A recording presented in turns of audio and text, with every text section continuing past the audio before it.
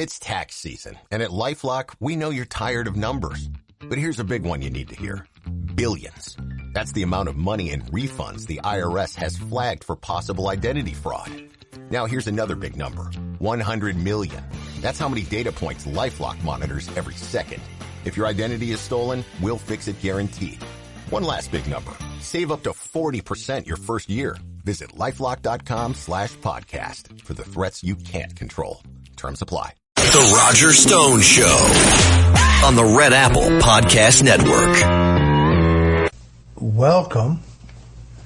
I see former New Jersey Governor Chris Christie popping up in the news again. You'll recall Chris Christie stormed to the New Jersey governorship built on a reputation as U.S. attorney, where he prosecuted both Republicans and Democrats, earning this Mr. Clean mystique. But when he ran for president in 2016, Donald Trump made short work of him, as he did all of the other contenders.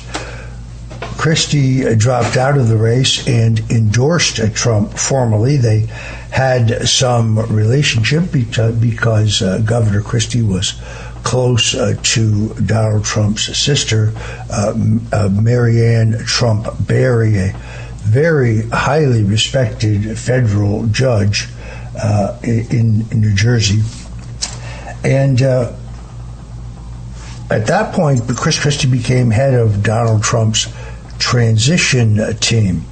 But there is an important backstory here, because as the U.S. attorney in New Jersey, Chris Christie had prosecuted Charles Kushner, a very prominent New Jersey industrialist, developer, a huge donor to the Democrat Party, over a dispute between Kushner and his brother, and that caused, as you might imagine, some great animus on the part of Jared Kushner. Jared Kushner, of course, with the son of Charles Kushner, is Donald Trump's son-in-law. I give Jared Kushner credit for some of the most important criminal justice law reform in our lifetimes. The First Step Act, the Second Chance Act, helped correct a mistake made by Biden and Bill Clinton when they took the war on drugs, which under Richard Nixon had been aimed at drug traffickers and kingpins and networks, and instead, for the first time, began charging the end user. In other words, people could be arrested for the first time nonviolent crime of possessions of small amounts of drugs for personal use and face harsh mandatory penalties that did not fit the crime. In fact, federal judges under the 1994 crime bill, as written by Senate Judiciary Committee Chairman Joe Biden and signed into law by President Bill Clinton, doesn't allow a federal judge to take into consideration all the facts of the case. So, in other words, if an African-American mother of three supporting a family, working two jobs, is caught with a small amount of grass in her purse, she should get 15 years? People like this need help, but they don't need incarceration. I give Jared Kushner credit for the two major pieces of legislation that began to correct that wrong.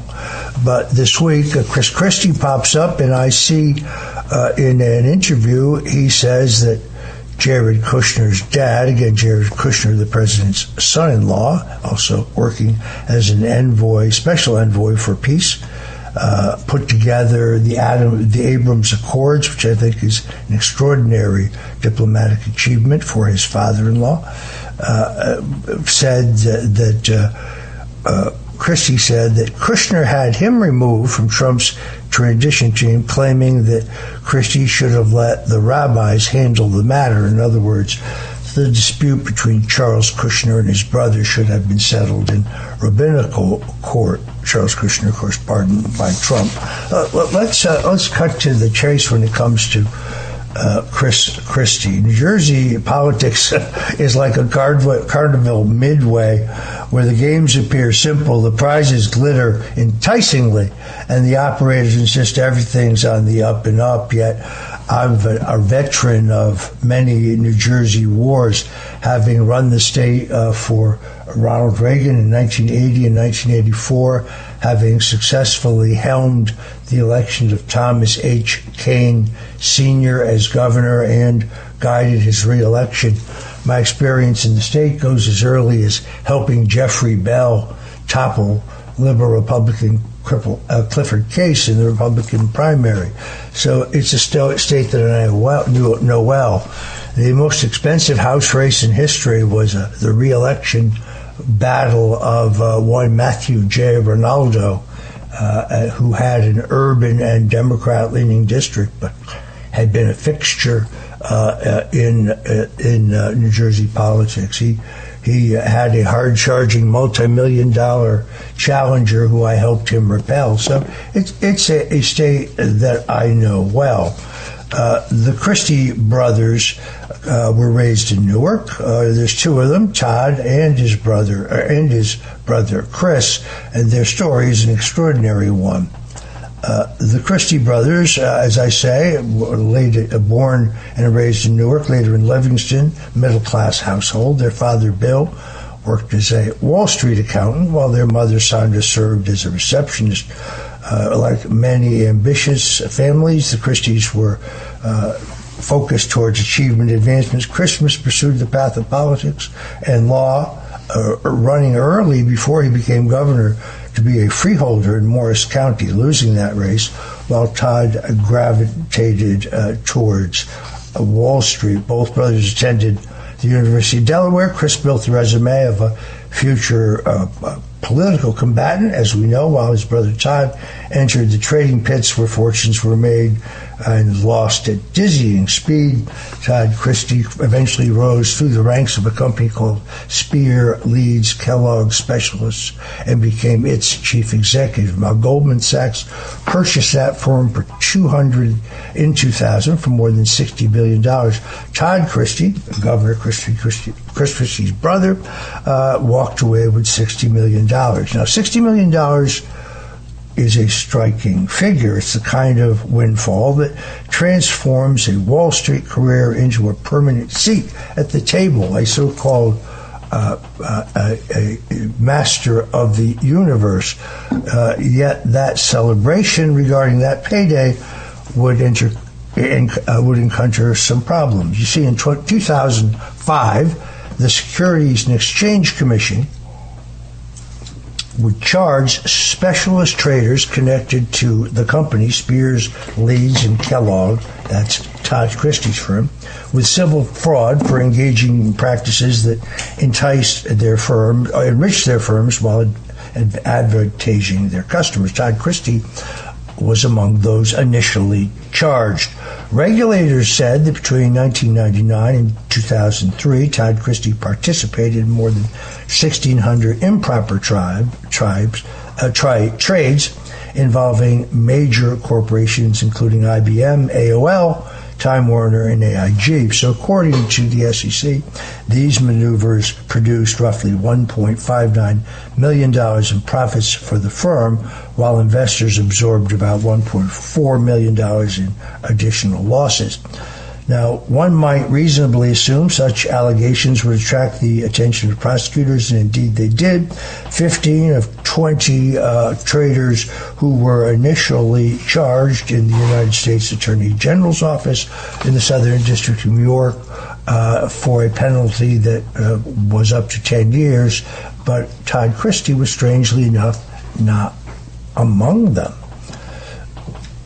So, in other words, Todd Christie faced only civil enforcement. 2008, he entered into an SEC case without admitting any wrongdoing, agreeing to disgorge profits and pay penalties while acknowledging hundreds of improper trades, but criminal charges never materialized. This decision was made by the office of U.S. Attorney David Kelly of the Southern District of New York. Chris Christie was serving at that time as the United States Attorney for the adjoining district in New Jersey.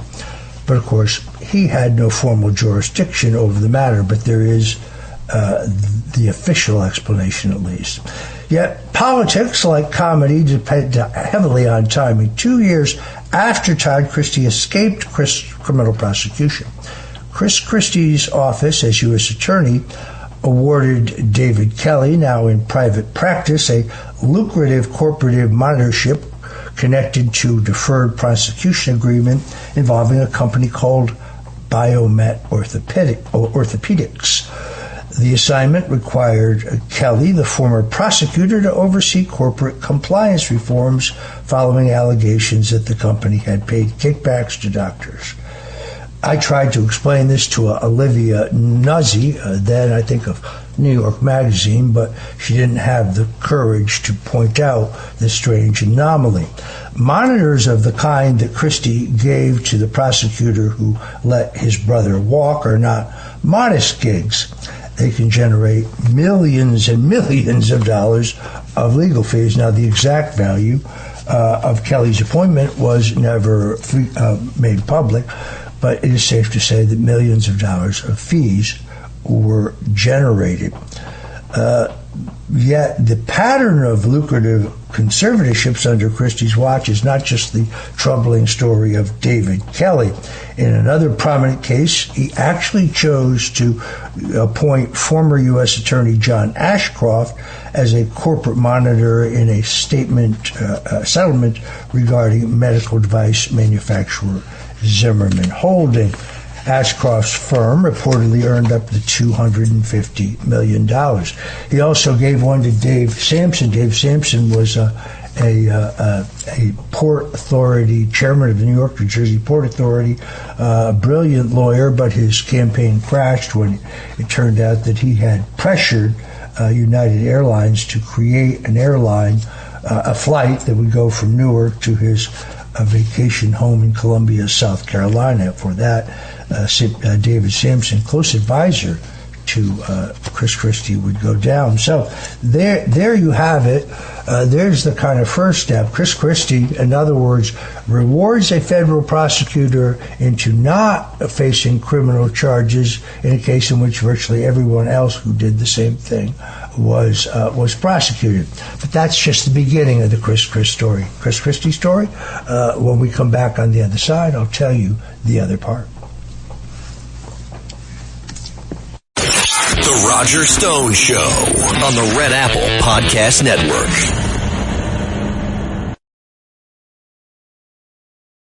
The Roger Stone Show. Entertaining and informative on the Red Apple Podcast Network.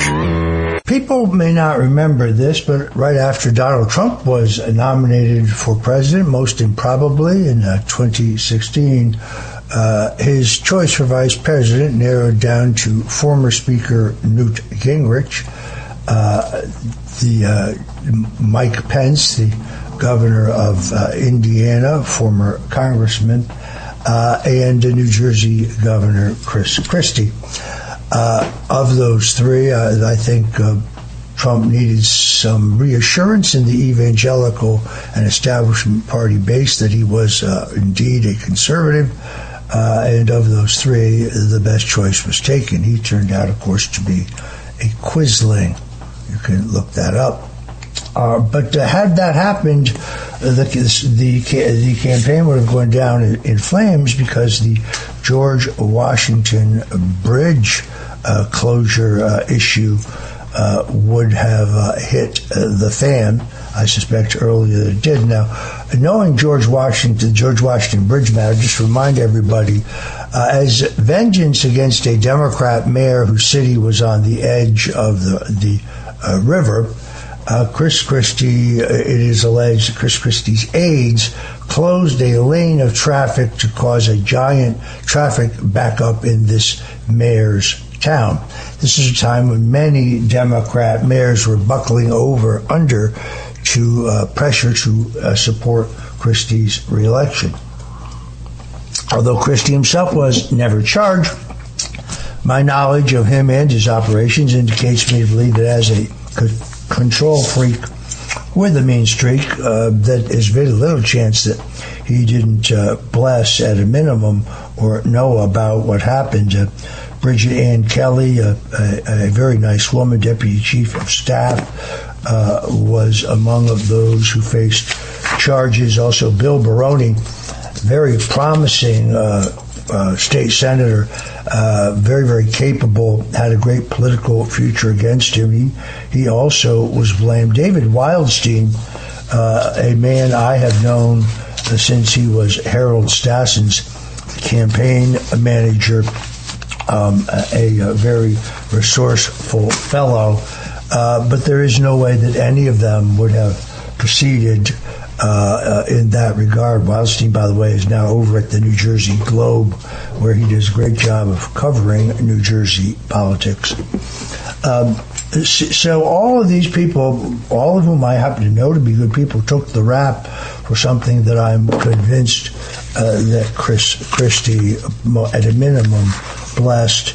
It fits, by the way, his extraordinarily vindictive nature. There is good news because Kelly and Baroni, who were convicted of fraud on federal charges, had that overturned in 2020 when the U.S. Supreme Court ruled unanimously, ruling that while the actions were deceptive and abusive, they did not meet the federal definition of property fraud under which they were charged. It's interesting to me, Chris Christie is a guy who writes a book about how much he loves Ronald Reagan. He has a book about the greatness of Ronald Reagan. And then when you look at his history, you realize that he never supported Ronald Reagan. Ronald Reagan ran for president in 1980. He and his brother supported George Bush. They only supported Ronald Reagan when he was running for re-election. They also didn't support Reagan in 1976 when he challenged Gerald Ford. So why would you write a book about the greatness of Reagan, a man you never supported? No, Chris Christie has the worst, the lowest approval rating of any governor of New Jersey, and that includes Jim Florio, that includes Jim McGreevey, that includes the current governor who's not doing so well. I think Chris Christie's done in American politics. I'm Roger Stone. You're listening to The Roger Stone Show, and we'll be right back. The Roger Stone Show on the Red Apple Podcast Network. The Roger Stone Show. Entertaining and informative on the Red Apple Podcast Network.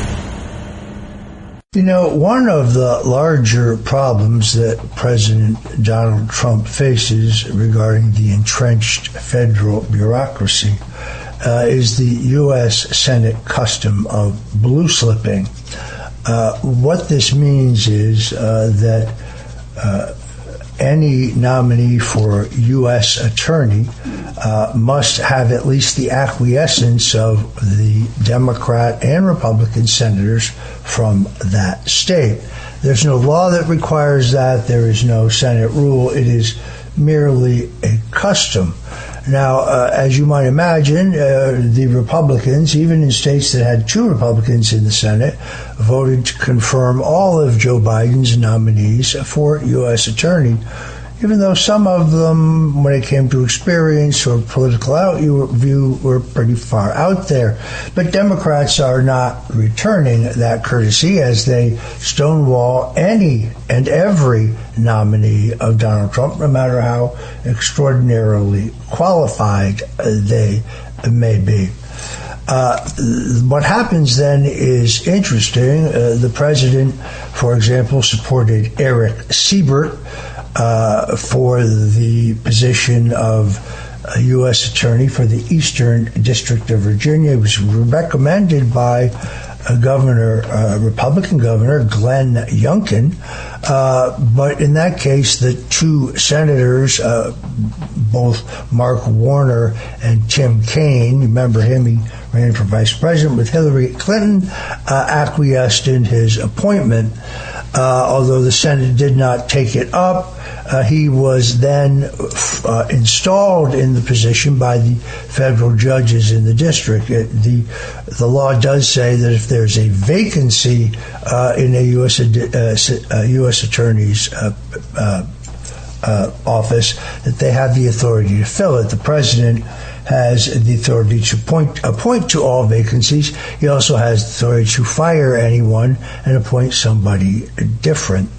I tell you this background because Eric Siebert was, of course, charged with the investigation of FBI Director James Comey. The facts of this case are very, very simple. Comey testified before the United States Senate that he had never communicated to any third parties with direction that they leak internal FBI material, when in fact emails came through an investigation between himself and his best friend, lawyer, and former law professor Daniel Richman, in which he both sends Richman classified and sealed documents and instructs him to leak them to the New York Times. That's a pretty open and shut case for violation of the False Statements Act. So the only way to get the charges against Comey dismissed was a bit underhanded.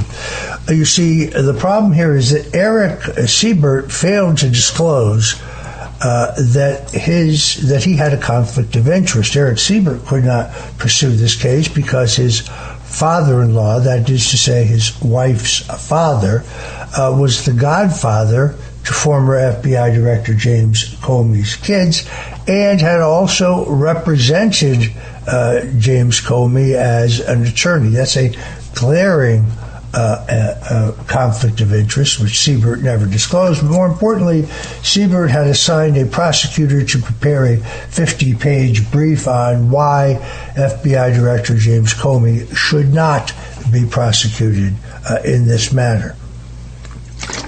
Donald Trump fired Eric Siebert, and he appointed Lindsey Halligan. Now, Lindsey Halligan, former White House lawyer, is both tall and beautiful, is indeed a former beauty queen, but also a quite brilliant lawyer who rose to be a senior partner heading the civil division of a major Florida law firm, where she specialized in matters of mortgages and real estate law, which would also come in handy in her prosecution of current New York Attorney General Letitia James. So rather than confront the evidence against Comey or James, the only way the courts could dispose of these horrific cases, after Halligan took them to a grand jury with no previous prosecutorial experience and seemingly no help from the U.S. Department of Justice, secured indictments against both Comey in the FBI matter and against New York Attorney General Letitia James, who essentially was accused of a crime that she herself, as Attorney General in New York, has prosecuted for, having signed a document asserting that she would be a full-time resident at a property in Virginia that she purchased in order to get a preferential mortgage and tax rate. That is a crime. It's called mortgage fraud. So the only way that they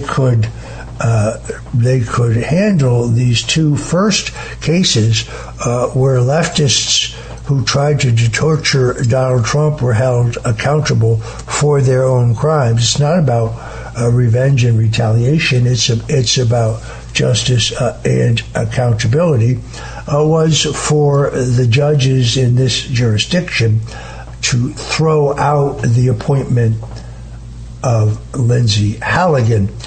Lindsey Halligan's, it was in a federal ruling that a judge ruled that Lindsey Halligan's appointment under the Government Vacancies Act did not give Trump the authority to appoint Halligan. Three specific federal judges engaged in illegal, unorthodox, and unethical conduct, repeatedly violating the DOJ's canon of ethics in an epic display of bias, abuse of Ms. Halligan and her client. I expect that there'll be complaints filed in that same regard. But the important story here is the follow-up. Just this past week, the New York Times breathlessly reported that Lindsey Halligan was under investigation, presumably for actions she took during her service to the DOJ. The problem with that blaring New York Times headline is it isn't accurate. The following day, a spokesman for the Florida bar said that while they had received a complaint from a Soros-filed nonprofit dark money organization falsely accusing Lindsey Halligan of misconduct, there was no formal investigation opened into same. The New York Times has not retracted this story, although they did at least correct it the next day. The funding structure here is important. Organizations like this, the Campaign for Accountability, another one of these fake front organizations, file these lawfare complaints against you as a matter of harassment. After I got a full and unconditional presidential pardon on the ridiculous idea that I lied about Russian collusion that never existed, or that any misstatement that I made before the House Intelligence Committee was material. Once I had a full and unconditional pardon, I had 29 different harassment civil suits filed by nut jobs, lunatics, nonprofits, and other. It's called lawfare. It is kind of a standing operating procedure for these same types of operations where they harass you through the court. And if they can find a friendly, tyrannical federal judge like the three who knocked out the appointment of Lindsey Halligan, then you see the kind of pattern of conduct in these type of questions. The other thing that kind of repulses me, the other day I was watching on Fox News and I saw Senator Lindsey Graham peacocking all over the television set. Look, I am not a fan of war. I believe that the president has taken very strategic and thus far very focused and very limited but very lethal use of American power in Iran, in Venezuela, and previously in Iran. Yet Graham himself has the audacity to drool over the notion of actually sending young men and women to the front lines of this war when there is no such discussion of doing so. President Donald Trump very clearly understands the folly of boots on the ground, mass U.S. casualties, and a multi-million-dollar spike in defense spending, in which countries like Halliburton and General Dynamics get rich on war. Graham actually said, I go back to South Carolina, I'm asking them to send their sons and daughters over the Middle East. What I want you to do in the Middle East for our friends in Saudi Arabia, step forward and say, this is my fight too. I join America. I'm publicly involved in bringing this regime down, says the bachelor and famously fatherless Graham. I find this kind of rhetoric irresponsible considering the situation on the ground and the capability of their military. No new recruits are needed to fight in Iran. The sophistication of the drone and AI network technology we're using has greatly lessened the need for manpower, and President Trump has already rebuilt forces from the perilous days of the woke Biden era. Now, I do note that 661, I think, Marines are headed there by convoy, but I choose to believe that this is for some limited and specific purpose. I don't see Donald Trump ever falling into the folly of putting boots on the ground. That would fracture his governing coalition. But what I think he's done here is to kind of walk between the raindrops between the parties' neocon war that wants full, long-scale overseas war, and the MAGA wing of the party that wants to put America first and use American power in a more limited way. I think the president very clearly understands that. President Trump, Secretary of State Marco Rubio, and Secretary of War Pete Hegseth, and many others have made it very clear that it is their intention this be a short war. The supreme leader has been deposed. 40 of his top henchmen were taken out, but the mission is far from being accomplished as long as the regime continues to fire drones. As it turns out, far more drones than we thought they had in rockets at Israel or any other of their Arab neighbors. Lindsey Graham here nauseates me, fantasizing about some sustained mission in the ground. He clearly wants a protracted engagement, the type that George W. Bush and his Vice President Dick Cheney lied us into. President Trump is not going to fall into that trap. This is more like the peace through strength policies of Dwight Eisenhower and Ronald Reagan, using power but using it in a limited and particularly focused way. We'll be right back in the Stone Zone. We're bringing on my good friend Joby Weeks. He is a patriot who needs our prayers and our help. One of the founding pioneers of crypto. He found himself as a target by federal prosecutors. On the other side. The Roger Stone Show on the Red Apple Podcast Network. The Roger Stone Show on the Red Apple Podcast Network. You know, I always had a thing about mayonnaise. I was an aficionado of Hellmann's because Hellmann's was, of course, real mayonnaise. At least that was their slogan. And more recently, I had occasion to look at their label, and what I saw repulsed me, as it was virtually all chemicals. I remember being, if somebody brought Kraft mayonnaise to a barbecue, I used to mercilessly ridicule them because there was only one mayonnaise. That was Hellmann's real mayonnaise.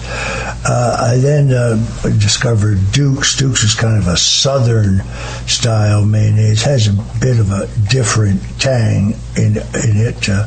Not as many chemicals, of course, as Hellmann's, but just not the same. I more recently found a British brand, which you can find, called Sir Kensington's. They have both their basic and their olive oil-based mayonnaises. Now, this is crucial when you're making an egg salad, as I often do. I like to mince some very fine onions in there and some coarse black pepper. That was my sainted mother's recipe. Or when you're putting together a decent tuna salad, or most definitely needed on a proper sandwich. But you can make your own. It's not very difficult. It only takes an egg, about a cup of oil, light olive oil I think is best, tablespoon of either lemon juice and white vinegar, just 1 teaspoon of Dijon mustard, 1.5, maybe a pinch of salt, and of course I add black pepper. You prepare that base in a jar or bowl, the egg, the lemon juice, the salt, and the mustard. You pour in the oil, you use an immersion blender and then place it at the bottom of the jar. That's the easiest way to do it until it emulsifies, and there you have it. Obviously, it'll become thick and creamy, and then you refrigerate it. You can do it yourself. But it's a bit more work. I really suggest you check out Sir Kensington's because I think it is worthy. You know, they pay me nothing to say that. I just like a good sandwich. Coming up, we're going to be talking to Joby Weeks. It's important to recognize that the Biden administration ran a virtual war against anyone involved in either cryptocurrency or Bitcoin. They called it Operation Choke Point 2.0. In many cases, they charged people, for example, with selling, it's insisting that some crypto were securities, and therefore those selling them were selling securities without a license, which carries heavy financial penalties.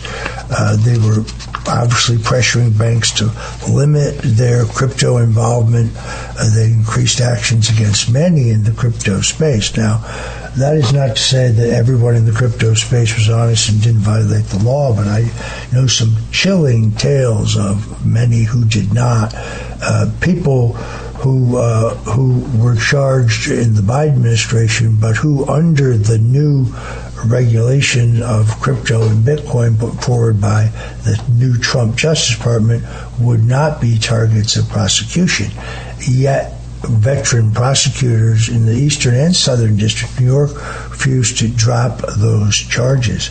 Charges against Alan Mashinsky are particularly vile. It appears like he was prosecuted because of the sins of Samuel Banks Fried. There's a lot of these cases, but Joby Weeks, a very early pioneer in this entire space, was forced to plead guilty in 2020 in connection to the Bitcoin network, a large early crypto investment operation. It looks to me like a classic case of lawfare, because Joby Weeks is, like myself, a longtime critic of authoritarian government and an America that is not free. So he is facing some dire consequences because of the lawfare against him. We're going to have him here to tell his story. I've heard so many like this. Indeed, I've been the target of it myself. When a vengeful federal government with unlimited legal power and unlimited funding come after you, they most often get you. I'll be Roger Stone. I'll be back on the Roger Stone Show. Don't go away. The Roger Stone Show on the Red Apple Podcast Network.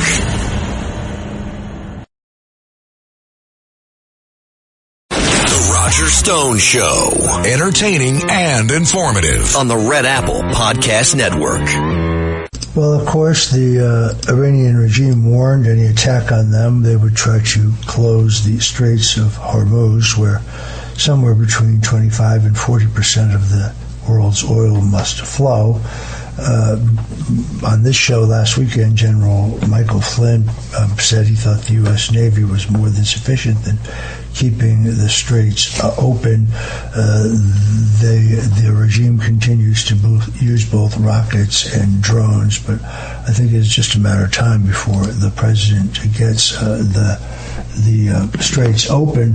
There has, of course, been a temporary increase in fuel prices. I see that New York City billionaire John Catsimatidis, speaking to Forbes, he heads the United Refining Company, a very large gas station powerhouse, says he believes this is a temporary fluctuation and encourages people, as I do, to avoid panic and suffer for a month or perhaps a bit more, but not much, so that we can take out the terrorists. I agree with Katsimatidis. I think this is a temporary aberration. In fact, low gas prices has to be one of the cornerstones of the 2026 elections.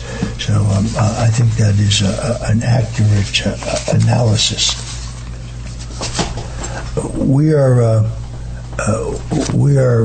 continuing to look at the coming up. Down there. Okay, we're Joby. Here we go. All right, yes, Joby Weeks is standing by. I apologize. Somebody just gave me a news item. So Joby Weeks is one of the early pioneers in the crypto world. He's a solid patriot, libertarian.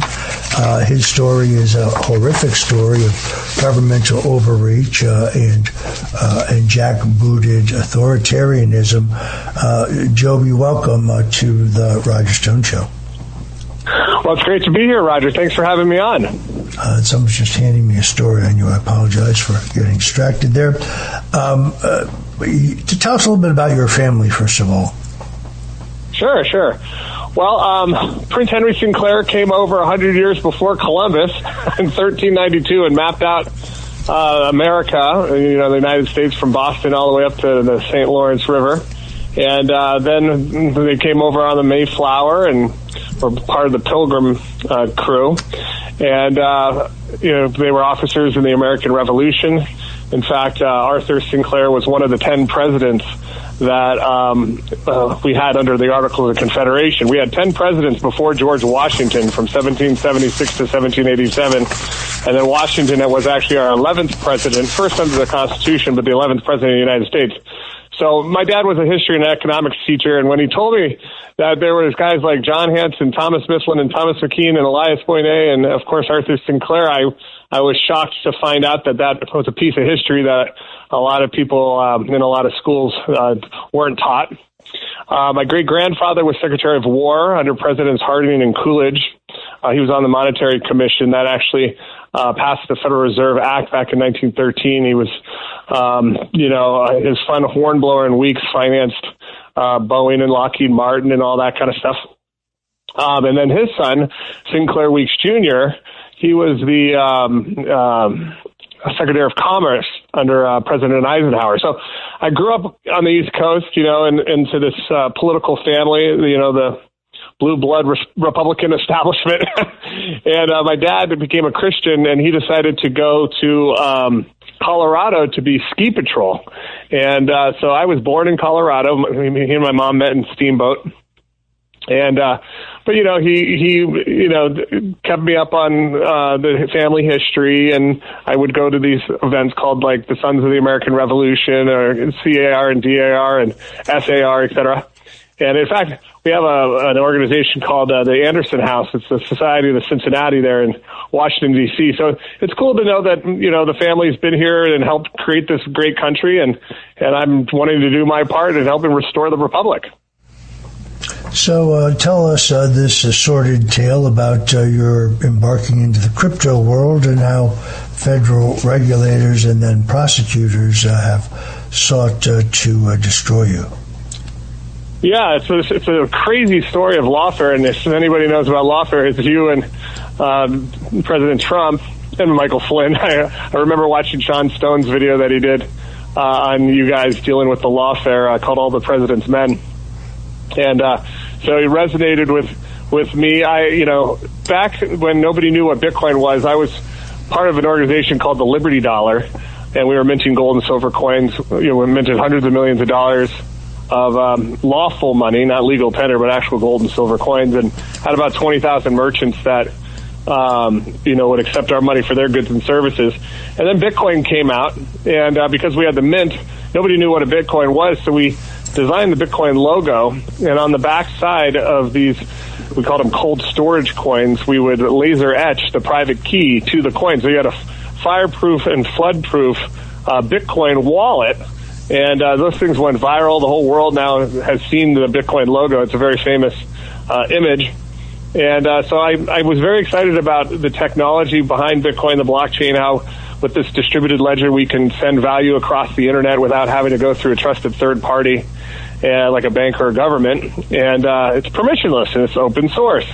So I was like, hey, we can trust in math instead of these bankster gangster guys that just create trillions and trillions of dollars out of thin air, making all of our money worth less and less and less. Inflation is theft. It's a tax. And, if you or I printed trillions of dollars, we go to jail because it creates victims. It harms the people that are using the currency because you're destroying the purchasing power of it. And but they do it every day. So I didn't like that system, and I wanted to go back to the Constitution and have lawful money and honest money. And I didn't like the fact that they're hypothecating humans. Our money isn't backed by gold and silver. It's backed by bonds, backed by birth certificates, backed by the government's ability to tax us. So I didn't like the idea of us being slaves to these debt slaves to the banking cartel. And so I really embraced Bitcoin. I started speaking all over the world. I went to 175 countries, lecturing about specifically Bitcoin mining. We had a company that made chips to help process the transactions and secure the blockchain, these little computers. And, you host a node in your house, or you could host it at our data center. And we would, get a piece of all the transactions that were happening and the newly minted Bitcoins. And so we call it Bitcoin mining. And so I became a vendor to a club called Bit Club. And Bit Club was the fastest private membership association to hit $1 billion in sales, faster than Google and Amazon and Facebook. Not in valuation or market cap, but actual sales. It was huge. They had over 1 million members in 100 different countries. And so I was tasked with flying around the world, setting up big data centers. I built the largest Bitcoin mines in the world, and they took in about $700 million and mined 92,000 Bitcoins and 500,000 Ethereum, which is worth today over $10 billion. And instead of getting put on the cover of Time magazine, they kidnapped me. It was crazy. I think you were caught in what the Justice Department denies was Operation Choke Point 2.0, in which anybody with innovative ideas about an alternative monetary system, one not tightly controlled by the government, was set up, targeted, in many cases prosecuted.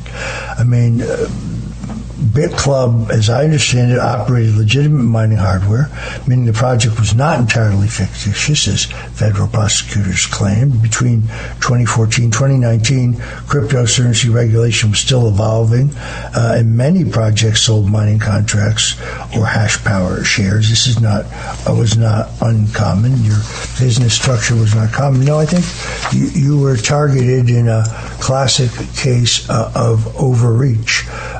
But just because you did crypto marketing doesn't mean you automatically engaged in some type of fraud. Right. Well, there was no victims. There's no injured party. No one was standing to sue. Everybody was getting paid Bitcoin every single day until the day the government came in with machine guns and kidnapped us and stole everybody's money and all the equipment. That equipment was generating $5 million a day in Bitcoin, and they stole it all. And it's been 2,300 days. And that's like $20 billion. It was a huge heist. And I'm sure the guys in the cloud that own the banking system, were feeling a little threatened. This was back in 2019 before there was BlackRock and Goldman Sachs. We didn't have a strategic Bitcoin reserve. And yes, Obama was coming out strong against us. He was deplatforming us. He was debanking us. I'd set up a bank account a week later to get closed down. So when you're on that list, and I was on the list because we were the biggest miners on earth, and I was speaking at all the conferences on stage to thousands of people saying, Social Security is a big Ponzi scam, and the world is run by a bunch of devil-worshipping, child trafficking pedophiles, so they didn't like me. And so they kidnapped me. They denied me bail. They denied me a trial. They tried to hustle my crypto from me. I wouldn't give them the private keys, so then they disappeared me for 11 months. They did diesel therapy on me. They sent me from jail to jail to jail to jail and state to state to state to state. My family didn't know where I was for 11 months, and which is totally unconstitutional. Due process says, if you read the Constitution, it says you get indicted, then you get arrested, then you get bail, then you get a trial, and if after you're convicted at trial by a jury of your peers, then you go to jail. And they don't follow the law at all. They don't follow the Constitution. It's out of the District of New Jersey. They don't understand the meaning of cruel and inhuman under the Constitution. Cruel. I don't even know why they take an oath of office. I don't know why, because they don't ever follow the Constitution. These judges in the District of New Jersey, and we all saw what happened with Alina Habba. I mean, Trump still doesn't have control of the Department of Justice in New Jersey. They tried to put her in 4 months later. The Senate still hadn't confirmed her. The judges got together, put somebody else in, and Pam Bondi came in, fired that person, put Alina Habba back in, and then the judges all got together and said, oh, we got to, kick out Alina Habba. It's unconstitutional, they said. And so these are the judges that I'm going up against. I mean, if Trump really wanted to get a little revenge on these judges, all he would have to do is pardon me. The message back to them. Late last week, the current operating situation at the U.S. Attorney's Office in Newark was declared illegal. So the judges will now move to fill the vacancy, and we'll see if Attorney General Todd Blanche has done, as he's done in 2 other jurisdictions, immediately fires that person, appoints a new interim U.S. attorney, which I believe he has the right to do under the law. We'll be back with Joby Weeks on the other side. Don't go away. The Roger Stone Show on the Red Apple Podcast Network. The Roger Stone Show, entertaining and informative on the Red Apple Podcast Network. And we're back. We're talking to Joby Weeks. Joby Weeks has been a victim of lawfare, early pioneer in the crypto space, now fighting outrageous overcharges by the federal government. Tell me, Joby, about your legal experience here, because when I was falsely charged, I had the naive idea that I was actually going to get a fair trial, and I'd be able, even the law didn't require me to prove my innocence, it required them to prove my guilt. In truth, you have to prove your innocence, and I was confident I could do so. Little did I know the judge would not allow me to produce any of the evidence or witnesses or testimony that I wanted to present at trial. No, the District of New Jersey is totally out of order. It's run by the mafia, and it's a horrible situation that I've found myself in. The judge has granted 33 continuances to the government. I've been sitting here on an ankle bracelet on house arrest for 6 years, almost 7 years now. This happened in 2019. And listen, they stole all my assets without due process. They denied me discovery. I had spent about $5 million on attorneys, the best ones you can get. I had David Boies, the law school at Yale is named after the guy. Hunter Biden worked for him for 10 years, and I figured this is Biden lawfare. I should hire these deep state CIA guys because this is a political case. It's not a legal case. The government has no. They have no victims. They can't take this to trial, and so they just keep pushing it out.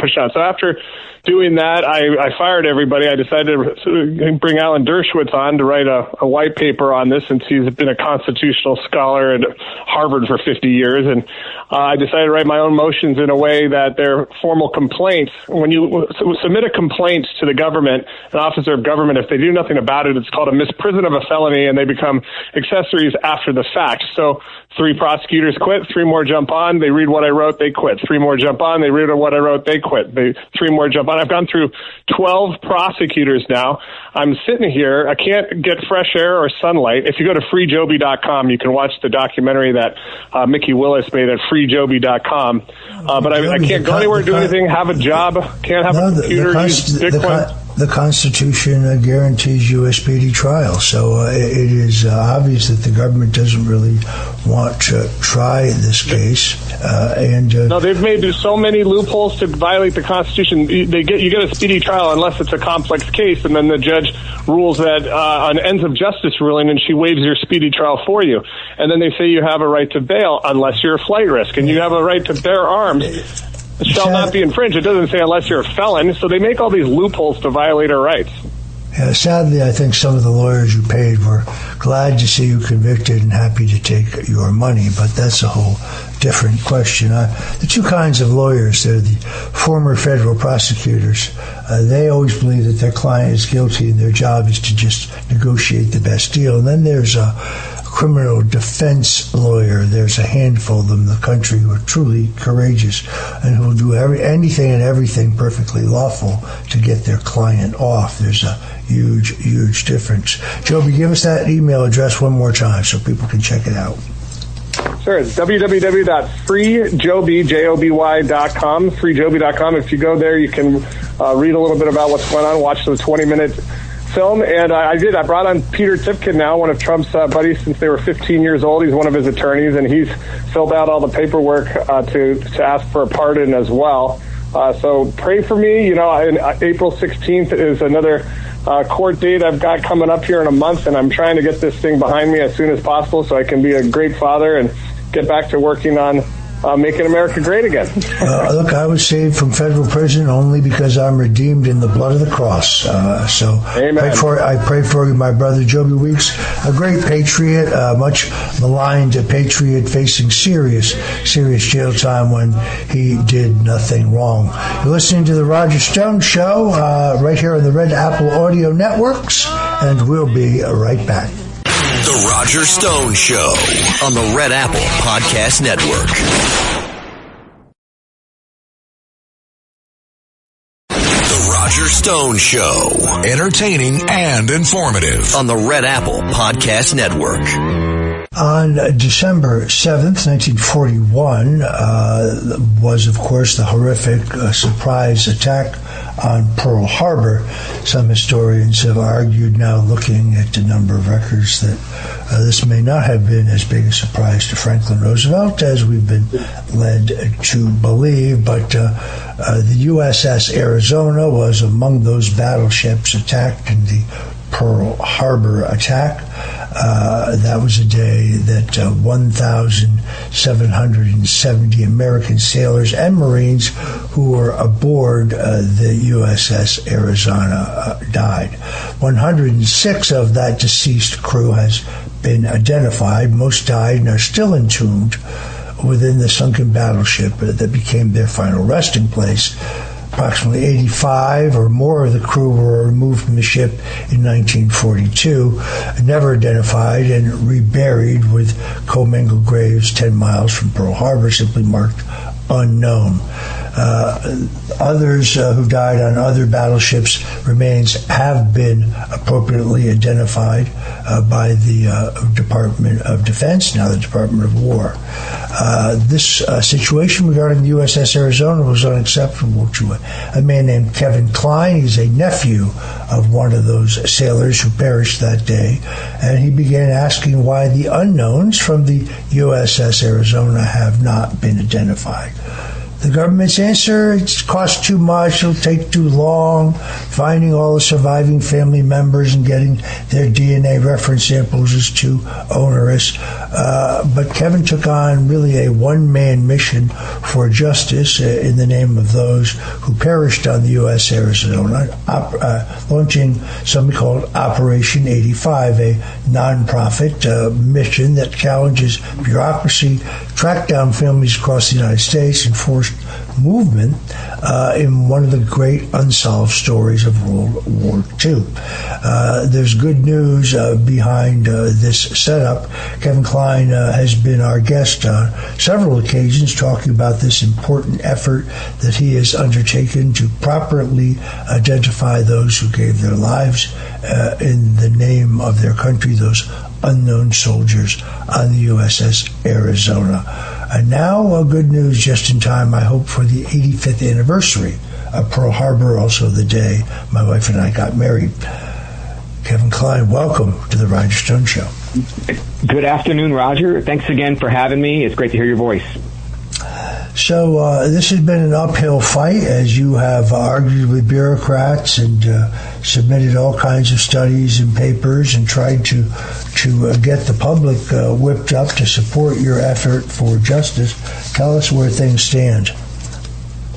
First off, thanks for that great introduction. It was perfect. I want to add one thing to it, just so your listeners understand, because this has been something that people have kind of balked back at me, and I want to make sure this is very clear.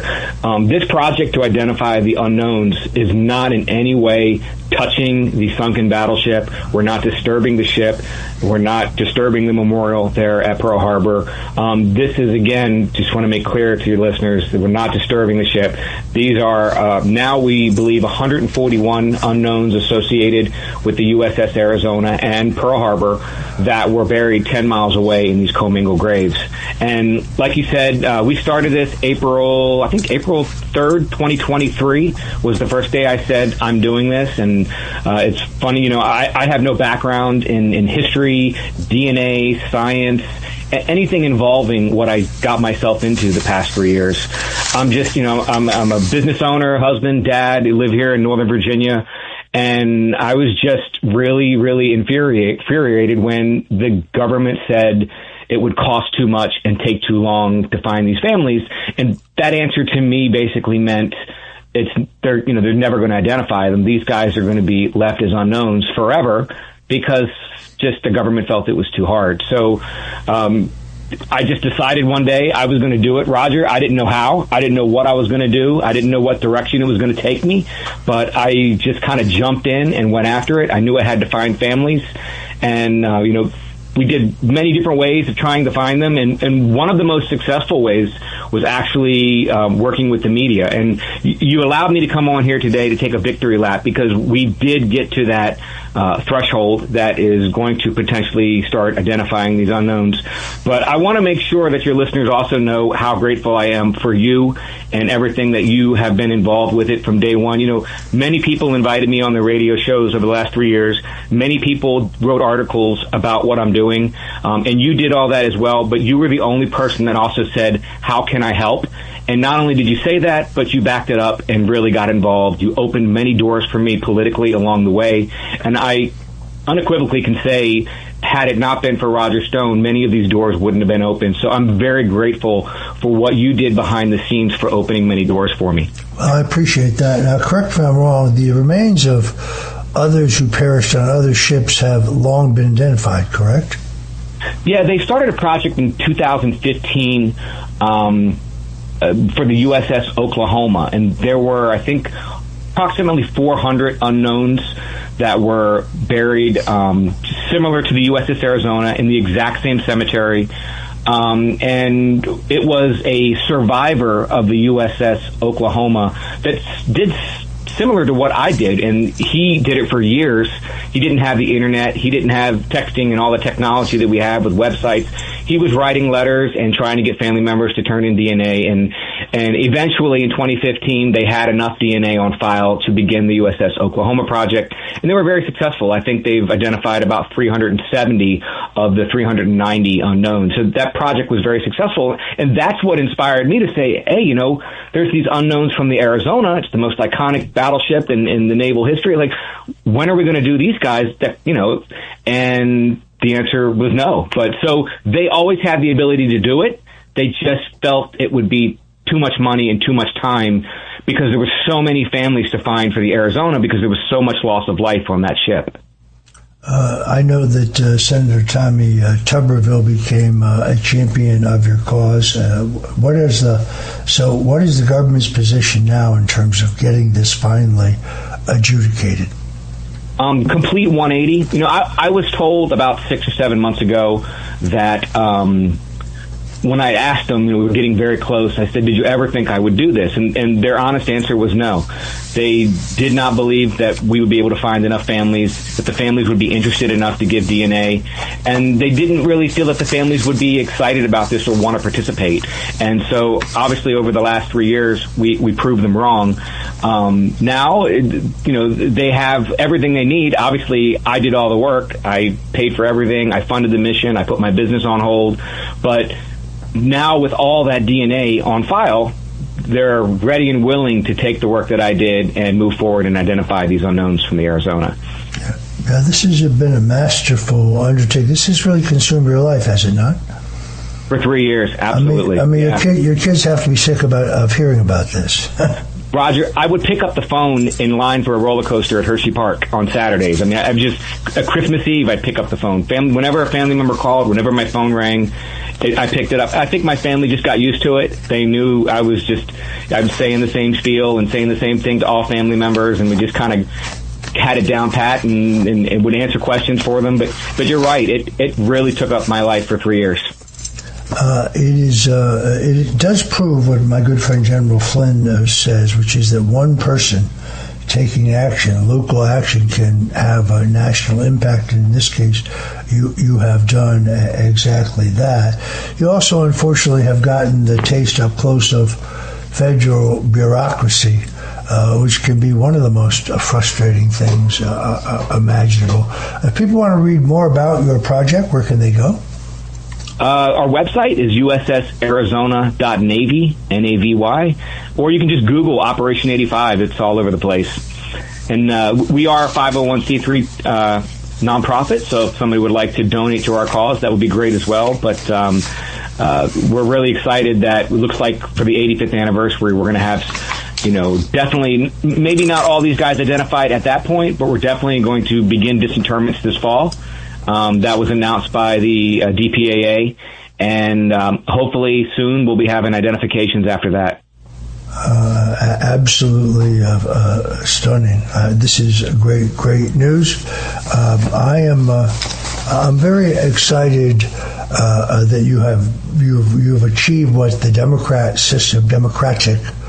system says you can through a lot of hard work, a lot of organizing, a lot of advocacy, a lot of thankless hours pursuing justice.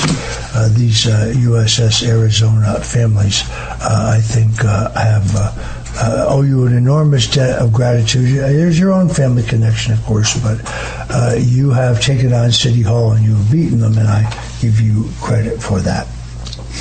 Thanks, Roger. And I didn't do it by myself. I had 3 great volunteers.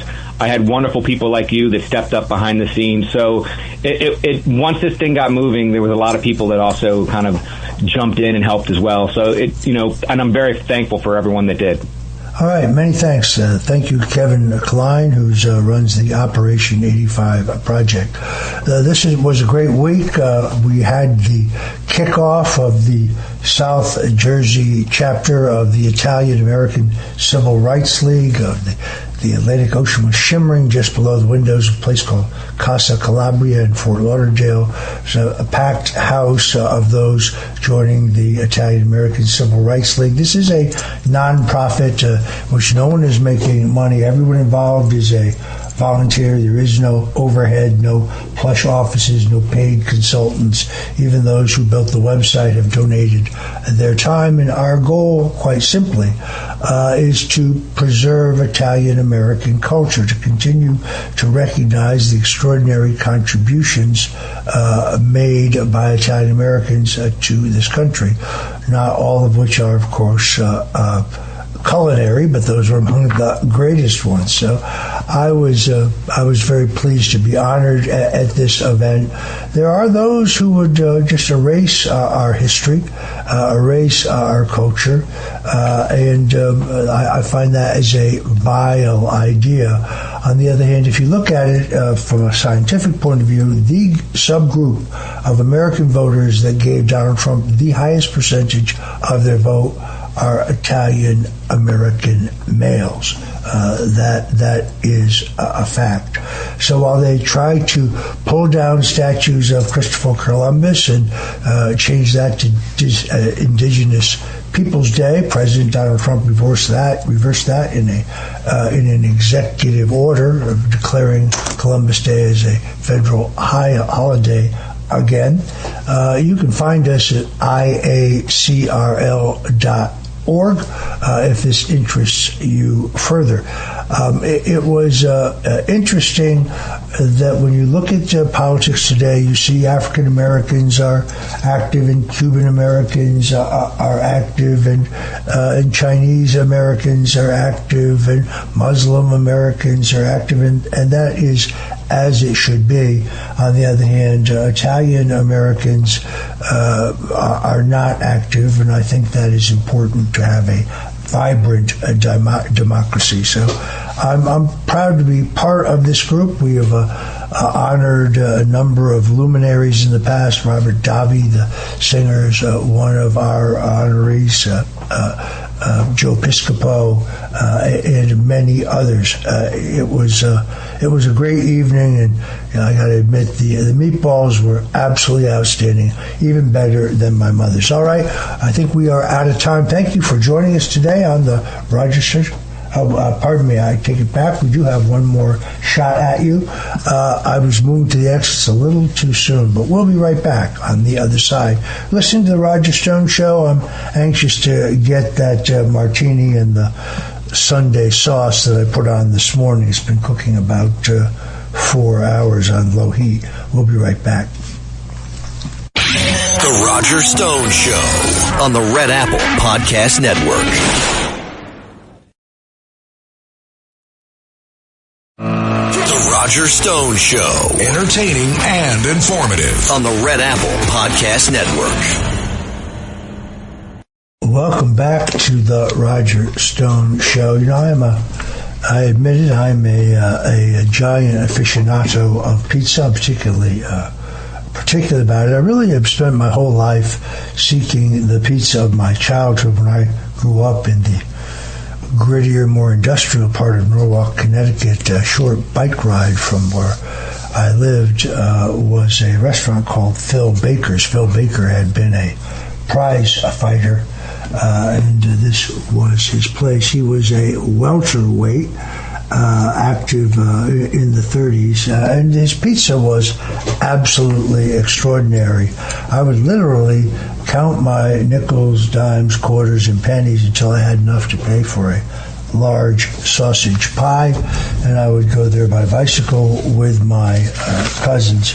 The waiters seemed to be amused at how old I was at the time. So this Connecticut-style pizza is something that I grew up with, and it's different than New York. Pizza is a very subjective thing. There's no such thing as bad pizza. I mean, pizza is like sex. Even when it's bad, it's still pretty good. So whether it's New York style or Detroit style or Chicago style, that kind of deep dish that doesn't appeal to me, this New Haven style, which is a thin crust coal-fired pizza blended with the Neapolitan traditions, is really coming on strong nationally. It has kind of a charred, chewy crust, baked in high heat ovens, often topped with nothing other than tomatoes and garlic, and sometimes even just grated Parmesan cheese. The style traces back to New Haven's Little Italy neighborhood, the Worcester Street. I brought Ronald Reagan there on a campaign event, roped off the streets, and the Gipper had espresso and a slice. They brought the Naples recipe, but they adapted them. Each pizza, or a pizza, abits as the Italians say it, being kind of interesting, an oblong. This is really, to me, this was the epitome of pizza. 3 spots there, all legendary. Frank Pepe's, Sally's being the most famous one. A third one not far away called Modern. It's very, very unique. Now, the Frank Pepe's is the first one to open a kind of a franchise operation. I'm not sure that has worked out because, you see, you have to have a very high heat to cook this particularly thin style of pizza. So in Florida, I see several of their franchises were not able to make it. That's because local regulation did not allow an 800-degree oven. At 600 degrees, you have to cook the pizza longer. That makes it harder and has more of a cracker-like bottom, which is not the desired results. So I'm very excited about this spread of the pizza. I love Sally's is now doing a franchise. I saw that Abit's, yet another one, is doing a franchise. I haven't tried any of them. I've tried the originals, and I can highly recommend them to you. Always kind of bothered me that Dave Portnoy was the guy running around telling us what is good and not good pizza. I mean, I'm not sure who made him an expert. He came to Fort Lauderdale, and he went to a place called New York Pizza on the main drag in Fort Lauderdale on the sea. And directly across the street was a place called Vinny's, which has a much better pizza, but Dave seemed to miss that. So I'm not sure how he became the arbiter. It is a job I kind of admire, just going around the world sampling pizza. I could do that. Of course, I'd gain some weight out of it, but maybe I'll set up my own website rating pizzas. I feel that strongly about it. And by the way, you freaks out there who say this is somehow coded language regarding child sex trafficking. No, it's just love of my favorite food, and that is Abitz, the New Haven style pizza that I grew up with. Thanks for listening to me rave about my favorite food and for joining us today on the Roger Stone Show here on the Red Apple Audio Networks. Every week we try to bring you the inside skinny on American politics, my reflections on food, and some interesting guests. I want to thank Joby Weeks, a man facing decades in prison for doing nothing wrong, as well as my friend Kevin Klein getting justice for those USS Arizona victims. God bless you and Godspeed until the next time. Thanks for listening to The Roger Stone Show. You can hear The Roger Stone Show Sunday afternoons at 3. If you like the podcast, share it with your friends and listen anytime at WABCRadio.com and download the WABC Radio app. Hit that subscribe button on all major podcast platforms. Plus, follow WABC on social on Instagram, TikTok, Facebook, and X. See you next time for a new episode so you never have to wonder. What the heck is going on here?